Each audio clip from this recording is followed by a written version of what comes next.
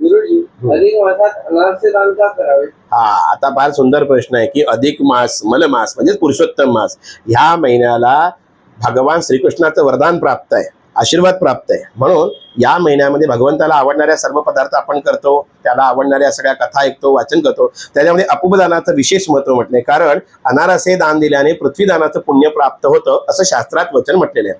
अर्थात शास्त्रानुसार आता अनारसे बनवणं शक्य नसेल तर मग त्याला मैसूर पाक द्यायची पण पद्धत आहे, काही बत्तासे देतात. अर्थात सच्छिद्र असे जे काही मिष्टान्न आहेत ते देण्याची पद्धत आपल्याकडे. याचं मागचं कारण सुद्धा आहे, सच्छिद्र जेवढे पदार्थ आहेत, कारण हे सगळे पक्व अन्न बनवत असताना अनेक दिवस ते प्रक्रिया केले जातात, 2-2, 3-3 दिवस तांदूळ असे सडवले जातात आणि त्याच्यानंतर गुळ घालून ते केलं जातं. अर्थात या प्रक्रियेमागची जर भूमिका आपण नीट पाहिली तर अनारसे बनवायची विधी असो, नाही तर आणि कुठले ते पदार्थ जे सच्छिद्र आहेत असे बनवण्याची क्रिया असो, याच्यामध्ये अनेक दिवस आंबवण्याची प्रक्रिया होते. अर्थात मनुष्याने सुद्धा प्रचंड साधना करायला पाहिजे, तो सच्छिद्र झाला पाहिजे, म्हणजे त्याच्या मनामधले सगळे द्वेष विकार सगळे निघून गेले पाहिजेत.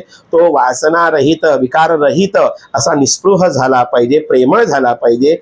अशा तऱ्हेने जेव्हा त्याच्या अंगाचे सर्व दुर्गुण निघून जातील आणि तो सद्गुण रूपी होईल असा तो अनारसा, जो हलका पण आहे, पौष्टिक पण आहे आणि सच्छिद्र आहे, म्हणजे कुठल्या प्रकारचे क्लेश नाही, द्वेष नाही, राग नाही, अशा प्रकारची एक भूमिका अपूपदानामध्ये म्हटली. आणि म्हणून ते पृथ्वीदानाचं पुण्य त्याला प्राप्त झालंय. म्हणून जावयाला किंवा गुरुजींना 33 अनारसे म्हणजे अपूपदान द्यायला सांगितलेलं आहे आणि त्याने सकल सिद्धी प्राप्त होते. हे विशेष आहे या अधिक मासामध्ये. म्हणून अपूपदान किंवा अनारसे दान करायला हवे.